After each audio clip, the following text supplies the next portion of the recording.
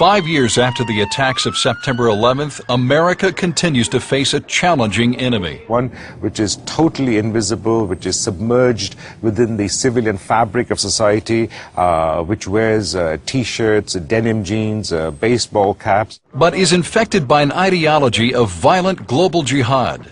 Today, radical Muslim terrorists have renewed their war against Jews, Christians, the United States, and other non-Muslim nations. They wish to destroy the democratic and secular world. And in its place, impose a 7th century totalitarian ideology that would control all religious, social, and political life on earth. They want to impose Islamic caliphates, Islamic superstates on the entire world. In such a world, all debate or criticism of Islam would cease to exist. Some argue that such a world exists already.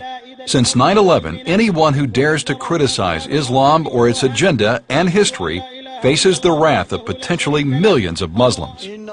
Case in point, Pope Benedict's citation of a 14th century emperor who called Islam evil and inhuman, and the cartoon drawings negatively depicting the Prophet Muhammad.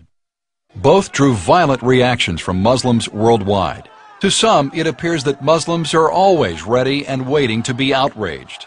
But many ask, where's the outrage at the violence committed by Muslims? Muslims killing Muslims in Iraq and Darfur. A Catholic nun is gunned down in Somalia, and an Iraqi priest is kidnapped and beheaded in Baghdad after the Pope's challenging remarks. Muslims in Indonesia cut off the heads of 3 teenage girls on their way to a Christian school. In Egypt, Iran, Nigeria, Pakistan, Saudi Arabia, to name just a few countries, Christians regularly are persecuted by Muslims for their faith. In London, Madrid, Bali, and Amman, Islamic terrorists killed dozens of innocent victims in suicide operations. In all these incidents, there's no outrage or apology from the Muslim world, just silence. Karen Hughes, the Undersecretary of State, says this is not right.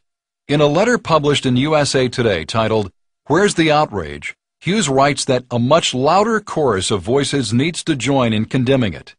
Terrorism threatens all of us. It targets the very foundation of a free society. But those who are engaged in radical Islam's war against the West see themselves as following the examples of the Prophet Muhammad.